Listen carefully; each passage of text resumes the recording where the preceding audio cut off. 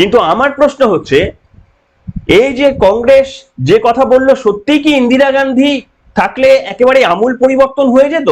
উত্তর হচ্ছে না। কংগ্রেসের দুটো মুখ রয়েছে।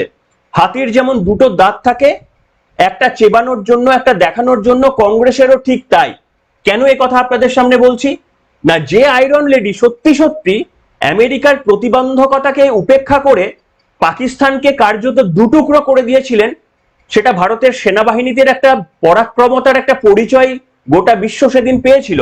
ইন্দিরা গান্ধী আয়রন লেডিরও পরিচয় দিয়েছিলেন। কিন্তু বারবার আপনাদের সামনে যে প্রশ্ন আমি তুলেছি, ঠিক তার 1 বছর পর যখন পাকিস্তান নাস্তানাবুদ হয়ে গেছে, তখন সিমলা চুক্তি সেরে ফেললেন মাননীয়া আমাদের ইন্দিরা গান্ধী। তিনি সিমলা চুক্তি সেরে ফেলে বললেন যে না, আমরা যুদ্ধ নয়, শান্তি চাই, এবং এইটা হচ্ছে জম্মু কাশ্মীরের একটা লাইন, এই বর্ডার আমরা অতিক্রম করব না, তোমরা অতিক্রম করবে না।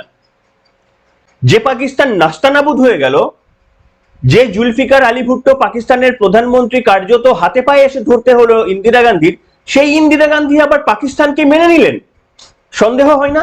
আমি আপনাদের সামনে প্রমাণ দেখাবো। ইন্দিরা গান্ধী 1974 সালের সময় তিনি কি ভারতের পরমাণু চুক্তি তখনও পর্যন্ত পরীক্ষাগারে যতটা প্রমাণ করতে পেরেছিল ভারতের গবেষণাগারে ভারতের বিজ্ঞানীরা, সেটা কি তিনি পাকিস্তানের হাতে তুলে দিতে চেয়েছিলেন? উত্তর হচ্ছে হ্যাঁ। আমি সেই প্রমাণটা পেয়েছি, আপনাদের সামনে আমি দেখাবো।